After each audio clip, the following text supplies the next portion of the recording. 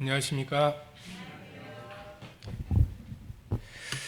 저와 함께 히브리서 12장 말씀을 같이 읽으시겠습니다. 히브리서 12장 1절에서 5절까지 말씀, 히브리서 12장 1절에서 5절까지 말씀을 한 목소리로 같이 읽으시겠습니다.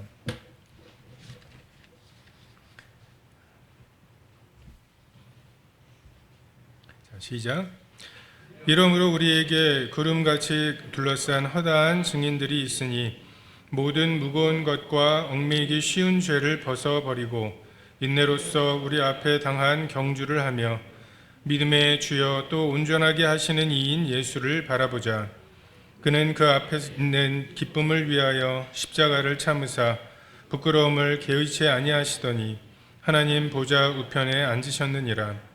너희가 피곤하여 낙심하지 않기 위하여 죄인들이 이같이 자기에게 거역한 일을 참으신 일을 생각하라. 너희가 죄와 싸우되 아직 피 흘리기까지는 대항하지 아니하고 또 아들들에게 권하는 것 같이 너희에게 권면하신 말씀도 잊었도다. 일러스되 내 아들아 주의 징계하심을 경히 여기지 말며 그에게 꾸지람을 받을 때에 낙심하지 말라.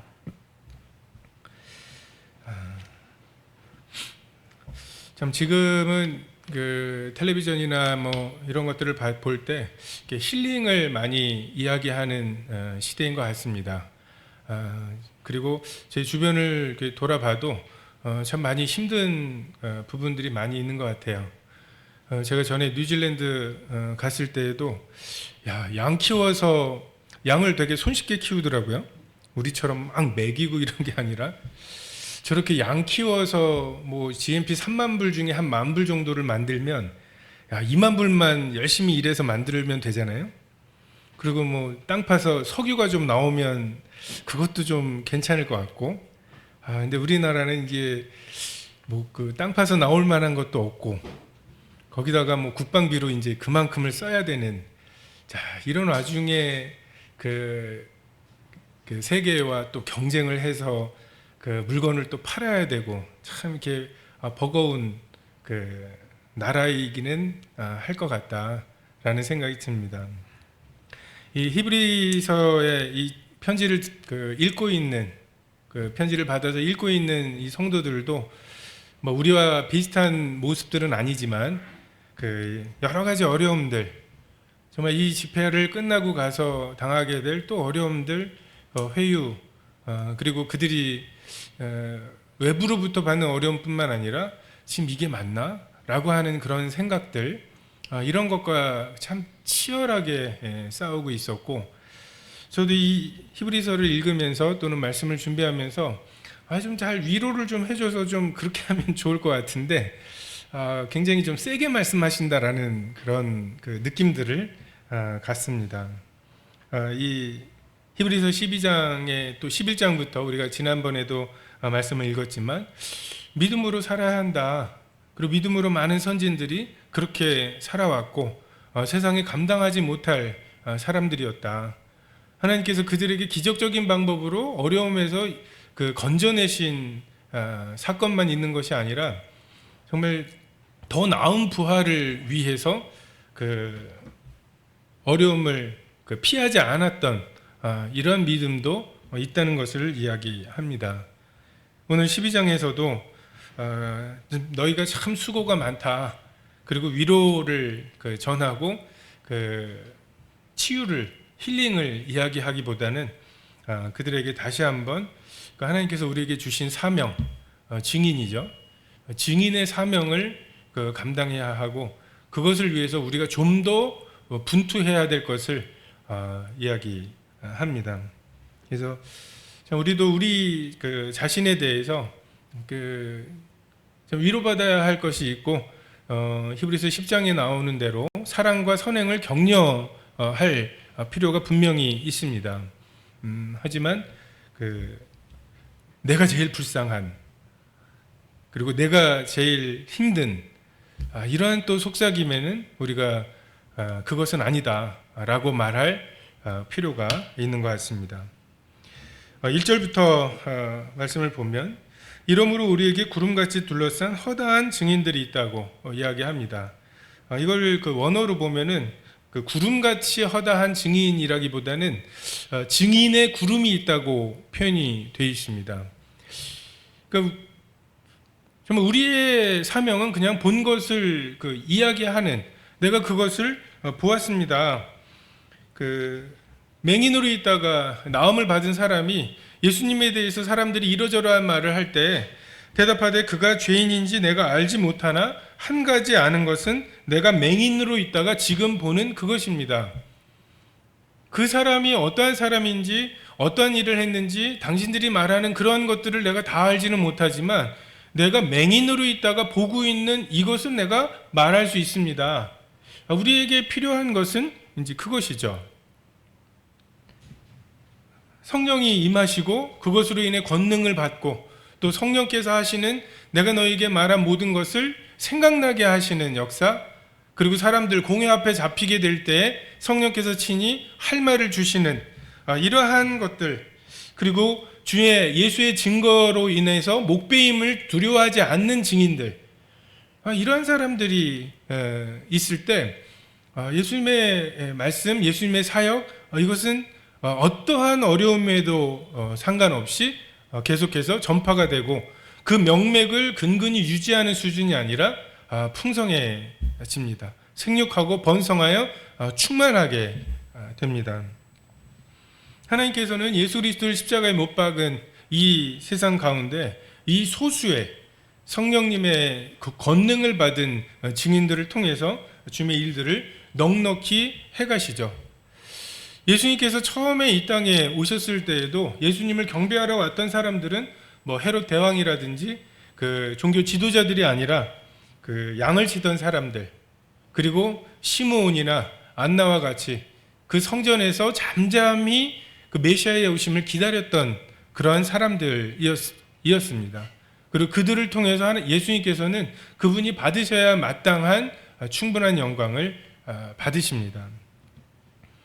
젖먹이와 어린아이의 입으로 말미암아 권능을 세우신다고 말씀하시듯이 우리가 그 예수님의 오심, 예수님의 증거 이런 것들을 그 주님의 사역 어마어마한 무언가를 생각하기 쉽고 굉장히 이게 거대한 무언가라고 생각하기가 쉽습니다.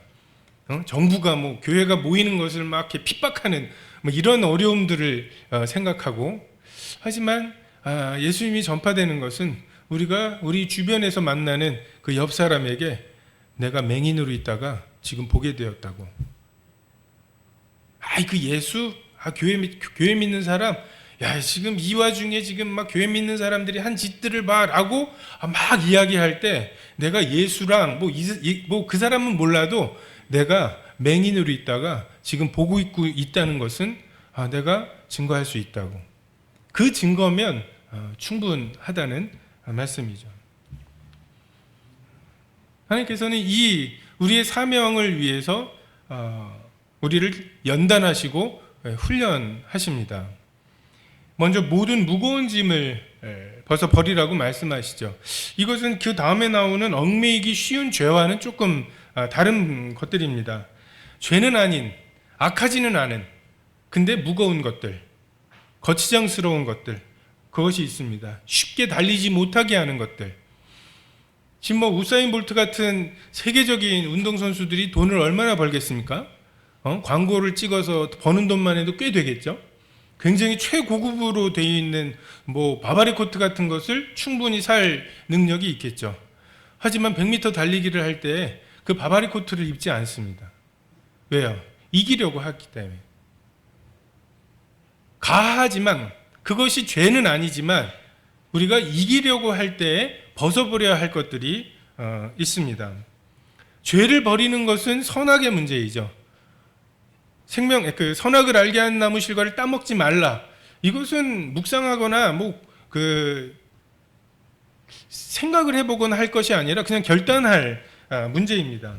근데 무거운 짐을 버리는 것은 가하지만, 모든 것이 가하지만, 정말 우상에게 드려진 제물을 먹는 것도 우상은 아무것도 아니기 때문에 가하지만 정말 이것이 덕을 세우는 것인지를 고민하는 이러한 것들이죠. 잔치에 들어가기 위해서 예복을 입는 것은 의무입니다. 그것을 안 입은 사람은 쫓겨나는 것이죠. 하지만 이 무거운 짐을 벗어버리라는 말씀의 의미는 그 죄를 벗어버리라는 또는 예복을 입으라는 권함 정도가 아니라 신부로서 내가 지금 여기 잔치에 들어온 것뿐만 아니라 신부로서 어떻게 더 잘 단장을 할까, 그것을 위해서 내가 벗어버려야 될 것들은 무엇일까, 이러한 고민에 해당하는 것입니다. 정말 이런 말씀들을 들을 때 또는 그 성도님들이 이 예배에 참여하는 그런 말씀들을 인용되는 말씀들, 이런 것들을 우리가 들을 때 우리 마음에 하나님께서 주시는 영감이 있죠. 이렇게 해야 되겠구나. 이것을 버려야 되겠구나.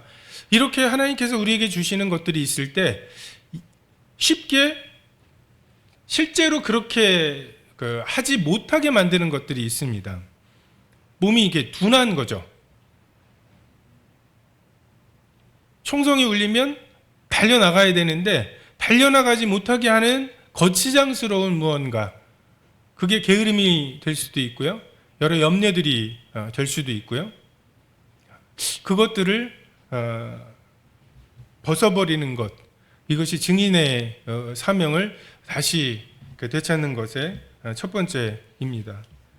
그래서 취미 생활 괜찮습니다. 하지만 그것이 지나칠 때 그것이 무거운 짐이 될 수 있죠. 오히려 얽매이기 쉬운 죄보다도 이 무거운 짐이 우리에게 더 경주를 하는데 어려움이 될 수가 있습니다. 또 하나 얽매이긴 쉬운 죄라고 말씀하십니다. 죄를 범했을 때 우리의 반응은 크게 두 가지입니다. 하나님 앞에 자백하고 호모로게오라고 말씀하시죠. 그냥 하나님이 제 머리에, 제 마음에 그것이 죄라고 말씀하실 때 그것이 죄죠. 하지만 이런 이제 사족을 달지 말고 그냥 호모, 같은 말을 하다. 하나님께서 죄라고 말씀하시면 예, 그렇습니다. 그것이 죄입니다. 라고 동의하는 것. 이것이 자백입니다. 그렇게 하루에 70번씩 7번이라도 하는 거예요. 70번씩 7번이라도 회개한 자에게 용서하라고 하신 분이 우리가 그렇게 할 때 용서하실 거라고 하는 것을 신뢰함으로 그냥 뻔뻔하게 정말 은혜 아니면 살아갈 수가 없는 자라는 것을 인정하면서 그냥 그렇게 주님께 나가는 거죠. 주님이 내쫓으시면 어떻게 해요? 갈 데가 없어서 그 앞에 매달릴 수밖에 없는 정말 그러한 절박함으로 매달리는 것이 죄에 대한 합당한 태도입니다. 그런데 자기 죄를 정당화하고 죄의 편에 서서 변명하고 40일 굶었으니까 어쩔 수 없는 거 아니냐고, 40일 굶어봤냐고 막 이러면서 이제 자기 죄를 정당화하면서 괜히 내가 달라고 하지도 않았는데 괜히 이 여자를 주셔가지고 그 여자 때문에 내가 이 열매를 먹은 게 아니냐고. 그냥 하나님께서 아담아 부르셨을 때 제가 벗었습니다.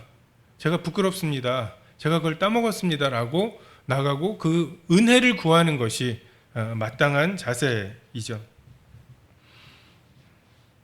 기도하거나 암송하거나 큐티하는 습관은 쉽게 얽매이지 않죠. 한두 번 해봤더니 이게 습관이 돼가지고 성경을 안 읽으면 아침을 못 먹겠네 이렇게 되지는 않아요. 이게 참 선한 것은 이게 쉽게 얽매이지 않는데 이 악한 것은 굉장히 쉽게 얽매이는 그런 것을 보게 됩니다. 그래서 우리 선한 것을 갖추기 위해서는 굉장한 노력이 필요합니다. 우리가 죄인인지 아닌지 우리 마음이 공평한 줄 알아요? 이게 아니라고 하는 것을 쉽게 알 수 있는 방법은 선한 말씀을 들었을 때 그 선한 것이 우리 삶에 진짜 행동으로 옮겨지기까지 얼마나 힘든가를 보고, 반대로 악한 것이 우리 마음에 유혹이 왔을 때 얼마나 쉽게 우리 마음에 자리를 잡는지를 보면 우리 마음이 누구에 바친지를 알 수 있습니다. 정말 죄에 대해서는 옥토죠. 30배, 60배, 100배 열매를 너무너무 쉽게 자연스럽게 맺히는, 근데 좋은 열매 맺기가 이렇게 어려운 그게 우리 마음의 밭의 정체입니다. 그래서 우리의 마음을, 그 죄가 우리의 마음을 얽어매는 것을 위해서, 선한 것을 위해서는 그렇게 애를 써야 되지만 죄가 우리 마음을 얽어매게 하는 데에는 그냥 내버려 두면 됩니다. 우리의 그 무심함, 매일매일 깨어 있어서 혹시 그 뻗은 그 가시와 엉겅퀴가 있는지를 걷어내 드리는 노력을 하지 않으면 그냥 그 밭은 그냥 그 잡초밭이 되는 거죠. 애쓰지 않아도.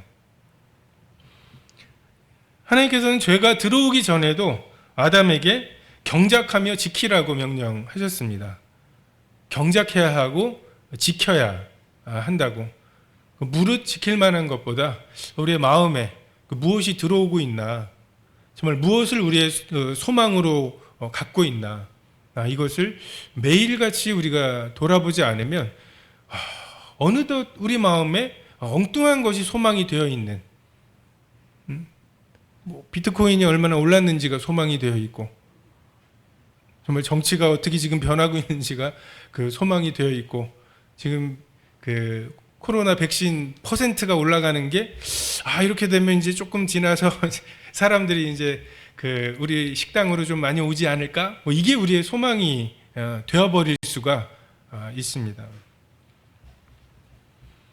히브리서 3장에도 오직 오늘이라 일컫는 동안에 매일 피차 권면하여 너희 중에 누구든지 죄의 유혹으로 완고하게 되지 않도록, 성경은 이것을 매일 하라고, 하루가 지나면 그것이 너무 굳어지니까 매일같이 피차 권면하라고 말씀하십니다. 우리 앞에 경주가 있다고 말씀하십니다.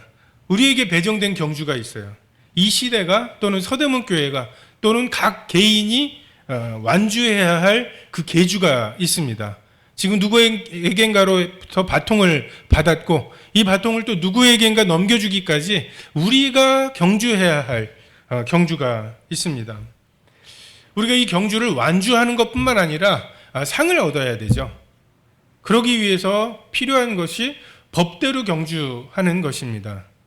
어떤 법이 있을까요? 가장 대표적인 게 사랑의 법입니다. 사랑이 없으면 아무것도 아니라고 말씀하세요. 우리가 전도를 하고 사람들이 교회로 와서 구원을 받고 이런 온갖 사역을 하더라도 하나님께서는 사랑이 없으면 아무것도 아니라고, 그러면 사랑의 법으로 이것들을 해야 합니다. 동기가 무엇인지 살펴야 합니다.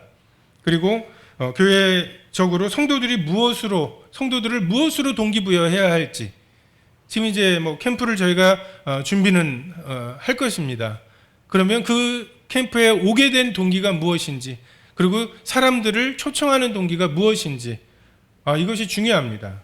얼마나 많은 사람이 오느냐보다도 정말 그 어떠한 동기가 성도들을 움직였느냐가 굉장히 중요합니다. 그렇지 않으면 두려움이라든지 아니면은 실적이라든지 난 쟤보다 이거 더 많이 했어라고 하는 이것이 우리에게 동기가 된다면 이게 이 폐기물이 남아요. 이 쓰레기가 남습니다. 자기의 의로움이라고 하는, 또는 자랑이라고 하는, 정말 하나님께서 모든 걸 은혜로 하시고 아무도 자랑할 수 없게 하셔서 하나가 되게 하시잖아요. 근데 이 사랑의 동기 외에 다른 것으로 우리가 사역을 했을 때 꼭 자기 자랑스러움이 남습니다. 그리고 그것이 쓴뿌리가 되죠. 또 하나 우리가 법대로 경주해야 되는 것이 교회의 몸된 원리를 따라 해야 합니다. 나의 뜻을 관철시키기보다는 혹시라도 나의 뜻이 관철될까 봐 조심하는 마음으로 사역을 해야 하고, 하나님께서 각 지체를 통해서 하시는 여러 말들, 정말 눈이 보았다고 주장하는 것들, 귀가 들린다고 말하는 것들, 정말 이런 세미한 음성들을 각 지체들을 통해서 말씀하시는데 그것을 놓치게 될까 봐 우리가 정말 예민한 귀를 위해서 구해야 하고, 사실보다는 태도이죠. 사역보다는 동역이 중요하고요. 어떤 업적보다는 하나됨이 더 중요하다고 하는 이 교회의 원리대로 이 경주를 싸워 가야 합니다. 효율적인 방법은 수없이 많습니다. 갤럭시 막 2천만 대씩 찍어서 전 세계에 뿌리는 방법, 자동차를 막 그 수만 대를, 수십만 대, 수백만 대를 만들어서 정말 뿌리는 방법, 굉장히 효율적인 것 같은 방법들은 많이 있습니다. 근데 하나님의 방법은 생명의 방법입니다. 하늘에 미리 떨어져 죽고 열매를 맺는 그 방법입니다. 정말 전 세계에 80억의 사람들이 살고 있는데 그 80억이 다 이렇게 태어났어요. 갤럭시랑 현대자동차가 대단해 보이지만 2000년 가지는 않을 것입니다. 근데 생명의 원리가 지금 아담과 하와부터 지금 6000년을 왔죠. 수많은 전쟁과 정말 이런 것들을 다 뚫고 여기까지 왔습니다. 이것이 하나님의 지혜입니다. 이 경주를 하기 위해서 필요한 것이 인내입니다. 모세가 40살에 자기를 사람들이 관원으로 생각해 줄 줄 알고 봉기를 했죠. 왜 이렇게 조급해요? 요셉도 옥에 갇힌 다음에 이 술 맡은 간원장이 자기를 기억해 주고 조만간 나갈 수 있을 거라고, 그러면 그 아버지 집으로 돌아갈 수 있을 거라고 생각을 합니다. 이 하나님 학교의 주요 과목이 인내입니다. 간절한 마음으로 말씀을 받고 인내로만 결실할 수 있는 이것이 생명의 원리입니다. 예수님께서 인자가 많은 고난을 받을 거라고 말씀하셨죠. 그리고 사도 바울도 그 먼저 믿은 그 성도들에게 하나님의 나라에 들어가려면 너희가 많은 환난을 받아야 한다고 말씀하십니다. 근데 우리는 계속해서 제자들이 예수님에게 물었던 것처럼 이스라엘의 나라를 회복하시면 이때입니까? 예수님 입성하시기 전에도 그랬죠? 왕이 되시면 우리가 좌우편 자리 막 거기 들떠 있었어요. 그리고 예수님이 부활까지 하셨으니까 이때구나. 우리가 주님께서 인내하라고 하셨을 때 그 인내가 2000년이나 인내해야 되는 것인 줄은 우리가 미처 몰랐을 것입니다. 생각보다 오래 걸리죠. 우리 개인도 마찬가지예요. 이쯤 되면 좀 뭔가 나를 통해서 뭔가 그 사역의 열매들이 좀 있으면 좋을 텐데, 근데 생각보다 오래 걸립니다. 근데 그럴 수밖에 없는 게 우리가 굉장히 더디 배우잖아요. 잘 배우시나요? 배운 만큼 우리가 성숙했다면 벌써 우리가 주님의 형상이죠. 근데 배운 것과 우리가 행동하는 것의 이 차이, 이 간격이 좀처럼 좁혀지지 않는 이런 모습을 보게 됩니다. 이게 깎아야 될 부분들이 굉장히 많다는 거죠. 근데 그것보다 더 우리의 이 인내가 필요한 부분은 안 깎이려고 버티는 마음이 굉장히 커요. 하나님이 깎아야 된다고 하시는데, 이 깎아야 된다고 하면 주님이 깎으시려면 그게 깎여야 되는 부분이겠죠 라고 생각을 하고 그냥 맡겨야 되는데, 이것까지요? 진짜요? 조금만 남기면 안 될까요? 하면서 막 협상하기로 들고. 저희도 이제 집에서 이제 아이를 어린 아이를 이제 키우면서 보니까 이제 입으로 이렇게 씹어서 주잖아요. 뭔가 먹으면은 그냥 그렇게 혹시나 줄까 하고 바랍니다. 근데 주는 게 있고 안 주는 게 있죠. 그 둘 다 그 아이에게 좋기 때문에 주고 좋기 때문에 안 줘요. 매운 걸 줄 수는 없잖아요. 너무 단 걸 줄 수도 없고요. 그리고 어떤 거는 아이가 싫어하는데도 억지로 먹입니다. 약 같은 거. 그 모든 게 그 아이에게 좋기 때문에 그렇더라고요. 그러니까 하나님께서 우리에게 하시는 것도 좋아 보이는 좋은 것과 좋아 보이지 않는 좋은 것, 항상 선한 것을 우리에게 주시는데, 우리가 그것에 대해서 그냥 이렇게 아직도 의심이 있어요. 그죠? 죄사함의 확신을 갖고 계시지만 싱크대 문 열고 이렇게 있다가 부딪히면 내가 뭘 잘못했지 이런 생각. 참 우리의 고집이 셉니다. 이스라엘 구약의 성도들이 참 하나님 말씀 안 듣는다 생각을 하지만 그 사람들은 양이 죽은 거고요. 예수님이 돌아가셨 죽었다는 것을 깨달았다고 하는 우리들이 버티는 걸 보면 사람의 속에 안 죽으려고 하는, 내가 여전히 주인이기려고 하는, 정말 이것은 정말 죽을 때까지 가겠구나라는 생각이 듭니다. 인내는 믿음의 척도입니다. 우리가 히브리서 11장에 믿음의 사람들의 삶을 그냥 한 장으로 쑥 읽어버리고 진도가 끝났다고 생각을 하지만, 정말 그 한 구절 한 구절에 그 사람들의 인생이 들어가 있죠. 그 좌절이 들어가 있고요. 모세의 광야 40년 동안 어떤 심정이었는지 알려면 40년 동안 우리가 광야 생활을 해야 알 수 있습니다. 아브라함의 100년을 통해서 하나님이 그 마음에 어떠한 마음들이 일어났는지를 알려면 100년이 필요하고요. 인내가 필요했고 우리에게도 그 인내가 필요합니다. 믿음의 주여 또 온전하게 하시는 이인 예수를 바라보자. 그는 그 앞에 있는 기쁨을 위하여 십자가를 참으사 부끄러움을 개의치 아니하시더니 하나님 보좌 우편에 앉으셨느니라. 우리가 예수님을 바라봐야 합니다. 이게 영어 성경에 보면 fix예요. 그냥 고정하는 거죠. 그러니까 이 히브리서를 쓴 분은 많은 말들을 할 수 있고 많은 이야기들을 그들에게 할 수 있었지만 그들에게 준 것은 예수를 깊이 생각하라. 또 예수를 바라보라고. 그것이 모든 것의 해결책이라고 말씀하고 있습니다. 우리의 시선을 끄는 것들이 많죠. 주님을 바라보고 무리를 걸었던 베드로가 바람을 보고 빠져들어가는 이런 것처럼, 여자가 그 나무를 본즉 먹음직 보암직 지혜롭게 할 만큼 탐스러웠죠. 정말 그의 시선이 다른 곳으로 잠깐 옮겨진 동안 참 많은 실패들이 있습니다.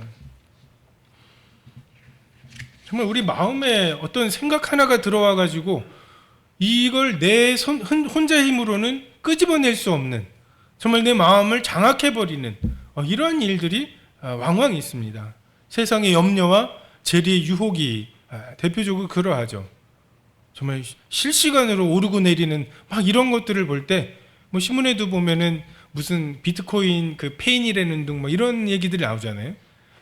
이게 비트코인은 시작하고 끝나는 시간이 없답니다.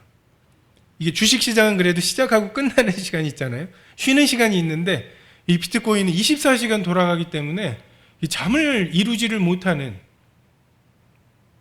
우리의 마음을 정말 송두리째 차지하고 우리의 시선을 하나님께로부터, 예수 그리스도로부터 이렇게 옮겨버리게 만드는 그러한 수많은 유혹들이 있습니다. 이 시선을 놓칠 때, 하나님을 놓칠 때 우리는 나 홀로 남았다고 하는 한편의 우쭐함과 또 낙심이 우리 마음에 스며들 수 있죠. 그래서 교회에 와서 여러분이 하셔야 될 일은 다시 정말 2주일 동안에 그 사탄은 오만 매체와 사람들의 삶과 내 주변에 있는 사람들로 통해서 내 시선을 예수 그리스도로부터 옮겨지게 하죠. 그래, 믿음은 믿음이고 또 집은 또 이렇게 사야 되고, 믿음은 믿음이고 애들 교육은 또 이렇게 해야 되고, 건강도 또 챙겨야지. 오만 이제 우리 시선을 옮기고 되는, 그래서 나도 모르게 내가 저 정도는 아니다 하면서 그 중간 정도로 시선이 옮겨져 있는 많은 것들이 있습니다. 그 시선들을 다시 예수님께로 우리의 시선을 옮기는 이것을 교회에서 하시면 될 것 같습니다. 서로가 교제하는 동안에, 말씀을 듣는 동안에, 또한 예배 시간에 정말 집중해서 예수님이 어떤 분이신가, 어떤 일을 하셨는지 이것으로 우리의 시선을 다시 고정시키시는 이것이 필요합니다. 어떤 구도자랑, 지금 구원받고 이제 성도가 되었지만 어떤 구도자랑 이제 대화를 하는데, 제가 그 구도자한테 조금 의아한 게 있었어요. 아무도 오라고 안 해요. 그리고 그 구도자가 와갖고는 되게 불평스러워요. 이렇게 구원받으려고 나오는 것도 아니고요. 와가지고는 되게 불평스럽게, 교회는 왜 이래? 저런 게 구원받은 거야? 하면서 계속 불평스러운 말을 해요. 정말 여기까지 올라왔어요. 그거 왜 나오니, 너? 아무도 나오라는 어떤 강제적인 것도 없고, 그리고 와서는 이렇게 불평스러운데 왜 나온지 참 이렇게 모르겠더라고요. 근데 나중에 하는 말이, 이제 구도자가 하는 말이에요. 형제님은 매주 나오시니까 모르겠지만, 자기가 매주 나오다가 어렸을 때, 그래도 한동안 안 나오다가 다시 이제 나오는 거라는. 근데 한 주 빠진 거랑 그래도 와서 불평을 하더라도 한 주 나온 거랑은 그 나머지 일주일이 전혀 다르다는 거예요. 그러니까 뭔가 이렇게 다시 우리의 시선을 모으고 그 다음에 또 일주일 동안 영향을 받더라도 이것과 그렇지 않은 이것은 전혀 다르다고 자기 스스로 얘기하더라고요. 전혀 다릅니다. 정말 이 코로나로 인해서 교회도 어려워졌지만 지금 유흥업소들은 아예 한 1년 가까이 못 모이는, 그래도 지금 우리가 악착같이 이렇게 모이는 게 이게 저도 집에서 온라인을 해봤지만 감이 다르더라고요. 느낌이 다르고, 그래서 어쩔 수 없이 지금 각 가정에서 모이시는 분들도 있지만 우리가 힘써서 모여서 얼굴을 보고 정말 저 분의 어떠함을 아는 채로 그분이 아침에 나눠주는 그 말씀 한 구절, 이것의 느낌은 그냥 잘 준비된 그 말씀과 또 다른 우리의 시선을 주님께로 고정하게 하는 이러한 힘이 있습니다. 예수님에게 우리의 시선을 고정해야 되는데 그분은 믿음의 주여 온전케 하시는 이, 영어 성경에 보면은 믿음의 종결자라고, 피니셔라고 나옵니다. 또는 퍼펙터, 완성하시는 분. 그분이 없으면 믿음이 없습니다. 우리는 지도를 믿는 이런 믿음이 아니에요. 그냥 공자나 석가모니가 이 길을 따라서 오면은 이렇게 갈 수 있어라고 하는 그 지도가 이거는 성현들의 말씀이니까 완벽한 거야라고 하는 믿음이 아니라 그분 자체를 믿는 거죠. 그분의 인도하심을 믿는 거고 살아계심을 믿는 믿음입니다. 우리의 영혼을 의탁하는 믿음이죠. 그냥 이 지도 보고 잘 갈게요 이런 것이 아니라 그냥 정글에 아무 길도 없는 그 정글을 막 헤치고 나가는 그 앞사람, 그냥 그 사람을 신뢰하는 그러한 믿음이죠. 주님께서 믿음을 주셔야 믿음이 있습니다. 그리고 믿음을 주셔야 우리가 그 길을 갈 수 있고요. 그래야 우리의 믿음이 완성이 됩니다. 우리가 하나님께서 우리 인생에 달리라고 하신 그만큼이 그렇게 해야 완성이 되죠. 우리가 모든 걸 다 이루지는 않습니다. 다만 하나님께서 우리에게 지정하신 그 계주 구간, 그것을 우리가 완수하는 거죠. 우리 속에 착한 일을 시작하신 이가 그리스도 예수의 날까지 이루실 것입니다.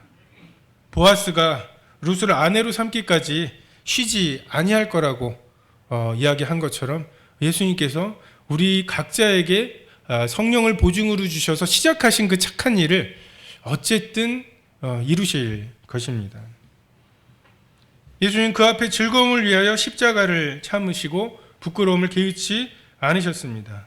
이것이 예수님께서 십자가의 길을 끝까지 가실 수 있는 비결이었고, 히브리서를 읽고 있는 이 성도들에게 너희들이 이 십자가의 길을 지치지 않고 끝까지 갈 수 있는 비결이라고 말씀하시는 거죠. 정말 소망이 진정한 소망이 되는가, 그 장래의 일이잖아요. 그 장래의 즐거움이, 그 영광이 오늘날의 우리에게 영향을 끼치는가입니다. 우리가 막 현실적이라는 말로 많이 변명을 하죠. 이 말씀 그렇지만 현실적으로 이런 말들을 많이 씁니다. 근데 성경이 지금 우리에게 도전하고 있는 것은 이 장래의 즐거움이 현실이냐는 거예요. 그냥 만져지는 무언가이냐는 거예요. 내가 열심히 공부해서 좀 좋은 대학을 가기 위해서 지금 열심히 공부하는, 이게 좋은 대학에 붙었을 때 내게 주어질 어떤 보상이 현실이기 때문에 내가 오늘 열심히 공부를 하는 거죠. 잠을 줄여가면서 그것과 똑같이 그 장래의 즐거움이 오늘 우리에게 이렇게 결정할 만한 것을 이렇게 결정하도록 되돌릴 수 있는, 우리의 결정을 변하게 만들 수 있는 그런 현실이냐라고 하는 것이죠. 예수님께서는 십자가에서 장래의 즐거움이 현실이셨습니다. 하나님의 뜻은 그렇지만 현실적으로 너무 아프다. 고통스러우셨겠죠. 정말 예수님에게 가장 어려웠던 것은 언제라도 내려오실 수 있었다는 거예요. 근데 그 장래의 즐거움이 그 현재의 고통과 부끄러움을 개의치 않도록 만드실 수 있었죠.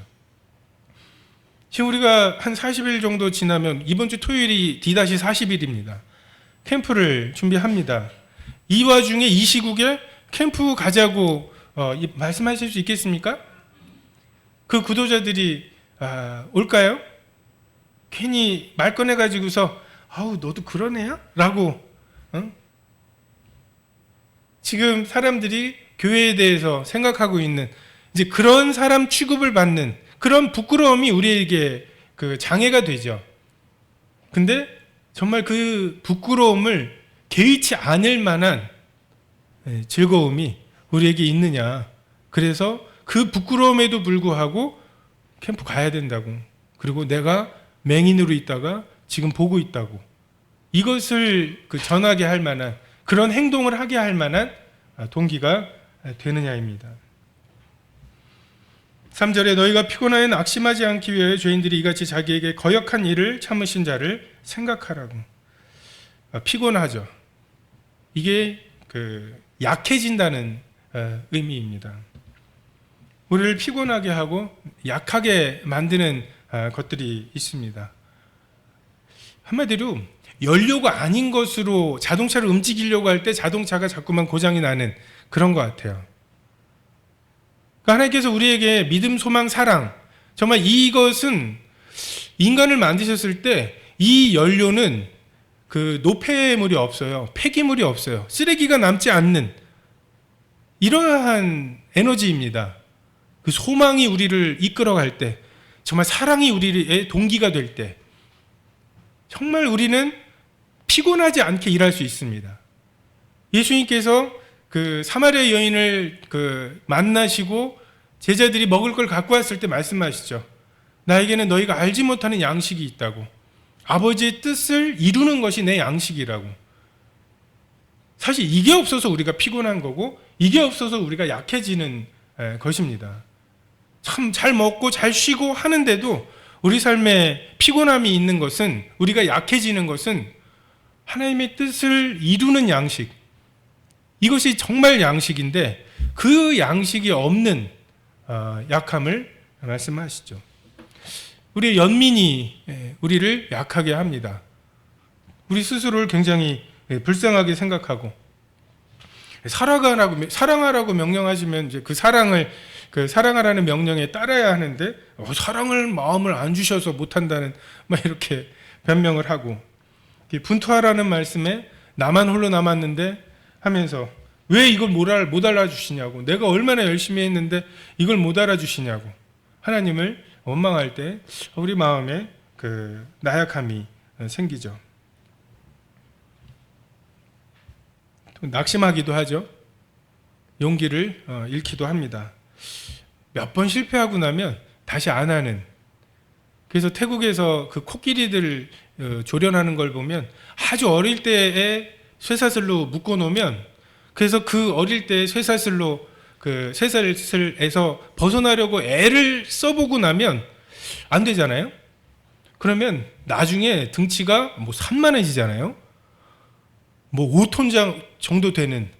그러니까 쇠사슬로 묶어놔 봐야 인차하면 이제 영차하면 그냥 뜯어버릴 수 있는. 그런데 그 어린 시절의 그 기억 때문에 그 시도를 못하게 된다고.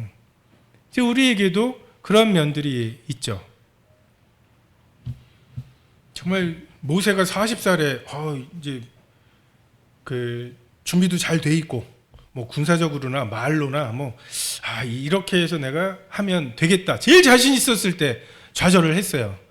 그러고 나서 이제나 저제나 하면서 40년을 기다리면서 양들을 치고, 여러분 말을 안 하면 한국말이라도 이게 말을 못하게 돼요. 그죠? 저도 이렇게 집사람이랑 애들이 미국에 먼저 한 석 달 가고, 저는 가운데 토막 이 방학 때 이제 같이 갔던, 그래서 저는 먼저 보내고 한 달, 그리고 이제 저 혼자 와서 한 달, 집에 와서 말을 안 하고서 생활을 해보니까 진짜 이 말이 마치 외국인이 말을 하듯이 말을 만들어야 되는 것처럼.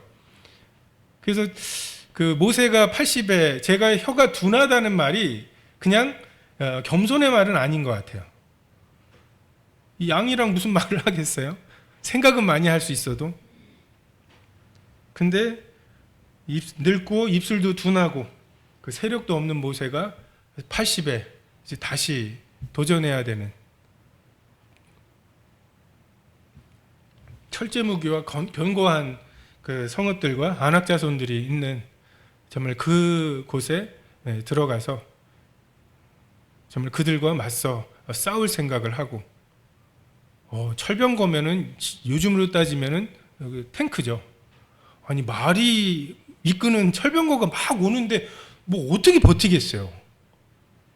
근데 정말 그럼에도 불구하고 다시 시도하는, 이것이 우리에게 필요합니다. 이 낙심하지 않는 것이 우리에게 필요합니다. 그 일을 위해서 그를 생각하라고, 특별히 그가 참으신 것을 생각하라고. 이것은 두 가지 의미가 있습니다.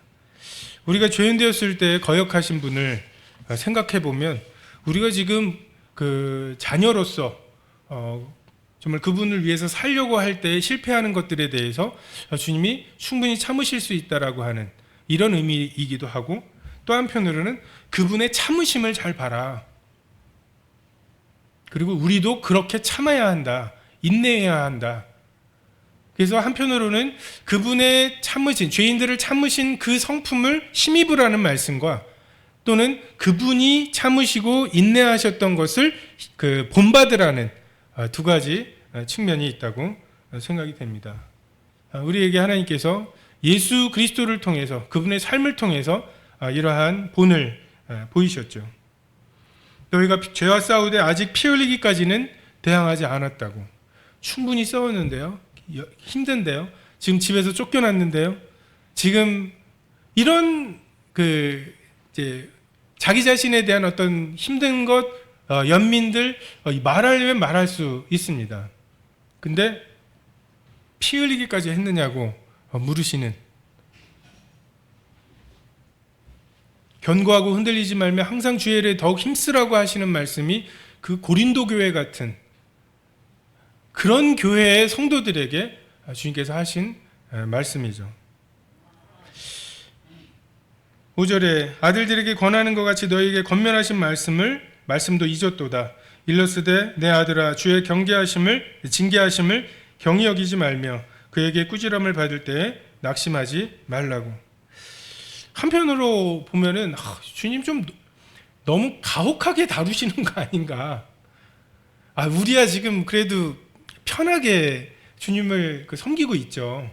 근데 정말 어렵게 섬겼던 많은 사람들, 정말 우리가 그거를 위인전이라든지 이런 믿음의 어떤 그 기록으로 보기 때문에 현실감이 없지만, 한 사람씩 불태워져요. 불태워질 때 믿음이 있으면 안 아프겠습니까? 고통이 없겠습니까? 그렇게 하나씩 불태워질 때 그 받는 유혹들이 있을 거 아닙니까? 자녀들을 가지고 위협할 때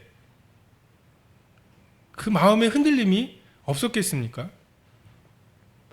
좀 너무 가혹한 게 아닌가, 너무 엄밀하신 게 아닌가라는 생각이 들기도 하지만, 한편으로 보면 하나님께서 무엇을 주기 위해서 이렇게 하시나 라고 하는 생각을 또 하게 됩니다.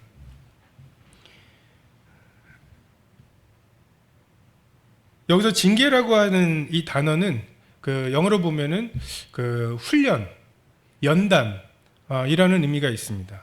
디스플린이라고 하죠. 그래서 그 고린도전서에 내가 내 몸을 쳐서 복종하게 한다라고 할 때 사용된 단어이고요.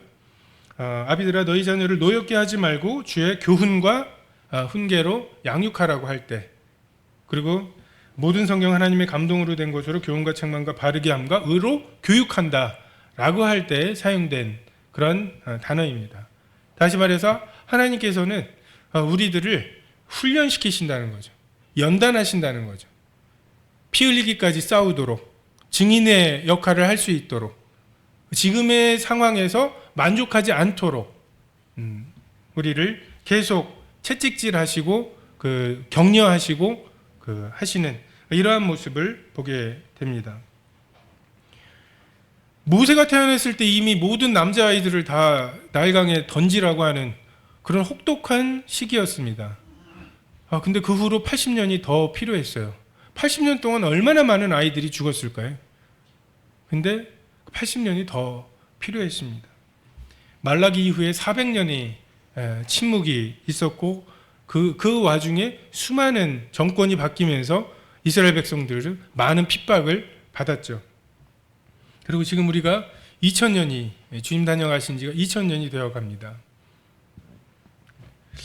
단지 우리의 목표가 그냥 바로의 허락을 받아서 3일길 가서 남자들만 3일길 가서 거기서 예배드리고 다시 돌아와서 노예 생활하는 이것이 목표라면 10가지 재앙 필요가 없어요. 그냥 뭐 5, 6가지만 해도 그 정도는 협상할 수 있습니다. 근데 그냥 종들처럼 그냥 수동적으로 시키는 일 하고 안식일을 어겨? 돌로 쳐 해가지고서 돌로 쳐 죽이고 이러한 그 율법으로 이끌어낼 수 있는 헌신이 있었죠. 그 정도가 하나님의 목표라면 이렇게까지 안 하셔도 됩니다. 이미 이스라엘 백성들 충분히 잘 하고 있었습니다. 근데 하나님께서 우리에게 원하시는 것은 신부이죠. 몸의 연합이고요. 그리고 우리에게 주시려고 하는 나라가 요동치 않을, 흔들리지 않는 그런 나라입니다.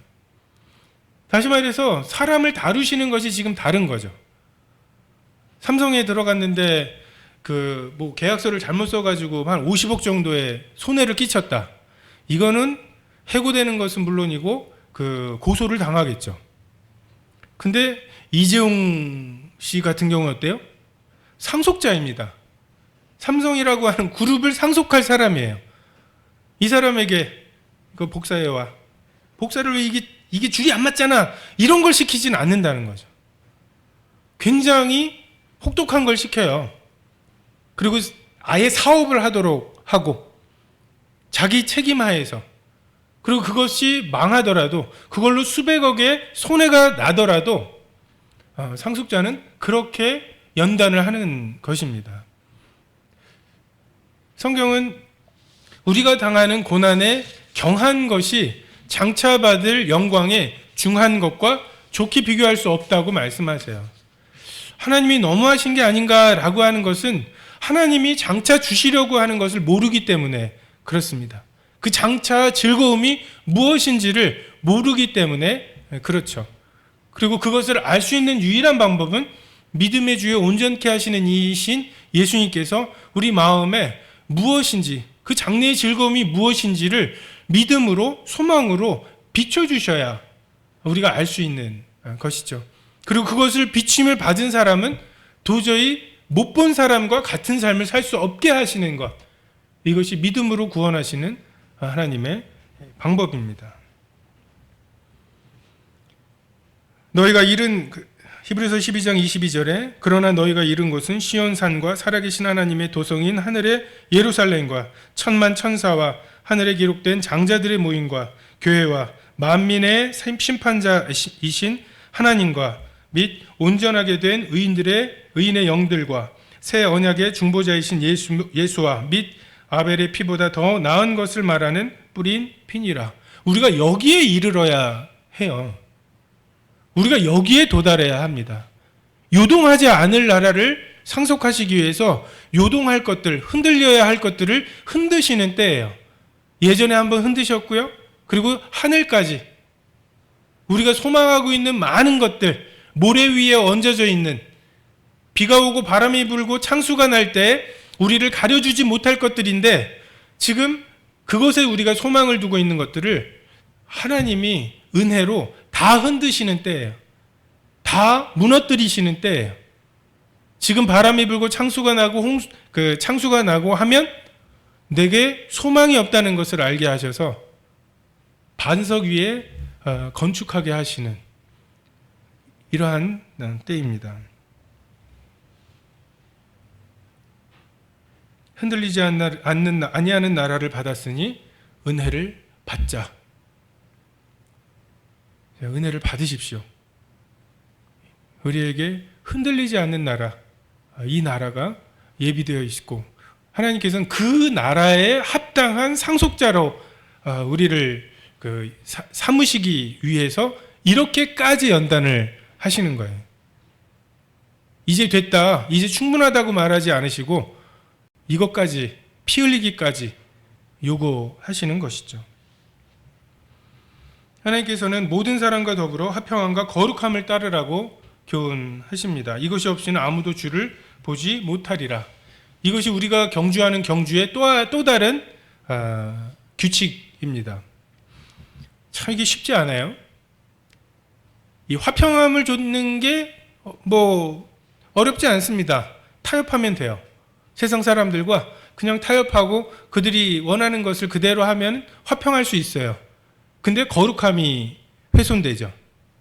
근데 또 거룩함만을 또 막 하다 보면은 격리되는, 그들과 화평하지 못하는 이러한 어려움이 있죠. 우리는 균형이 필요합니다. 이게 예수님께도 은혜와 진리가 충만하다고 말씀하시죠. 그리고 그 한 인격 속에서 인애와 진리가 서로 만나고 의와 화평이 서로 입맞춘다고, 이게 한 인격 속에서 그렇게 돼야 되는 것 같아요. 예를 들어서 40일을 굶었는데 못 참고 떡을 먹었어요. 그래 놓고는 그것까지 안 했어야 되는데 라고 말하지 않고, 하나님이 그것을 죄라고 지적하시면 그것이 죄입니다 라고 자백하지 않고 40일 굶어봤어요? 이 얼마나 힘든지 아세요? 하면서 자기 죄는 변명해요. 그리고 남들이 하는 걸 보면 어떻게 저럴 수가 있지? 라고. 이게 내로남불이죠. 이게 남의 얘기할 게 아니에요.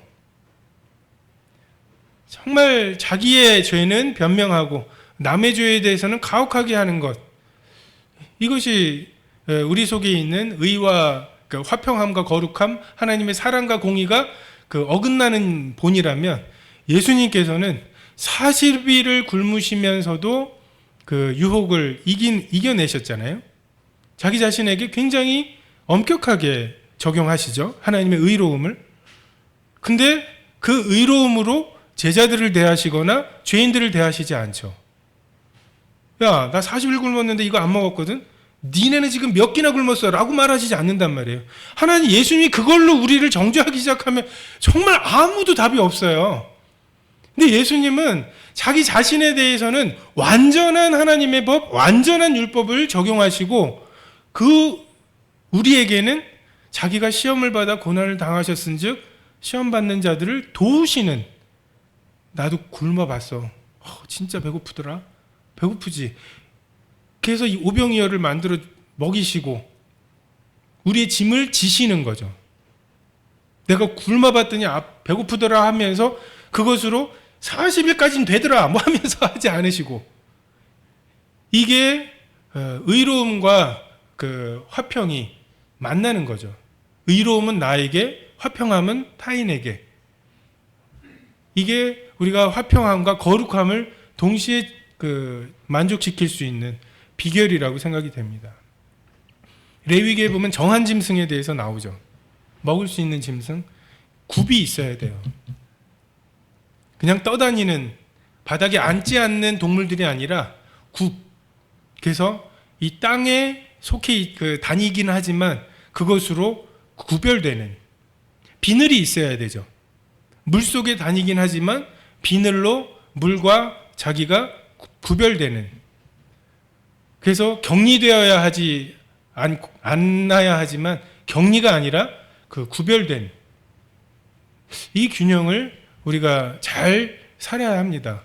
너무 거룩하게만 사는 것, 여기 보면 화평함과 거룩함을 따르라, 이것이 없이는 주를 볼 수가 없다고.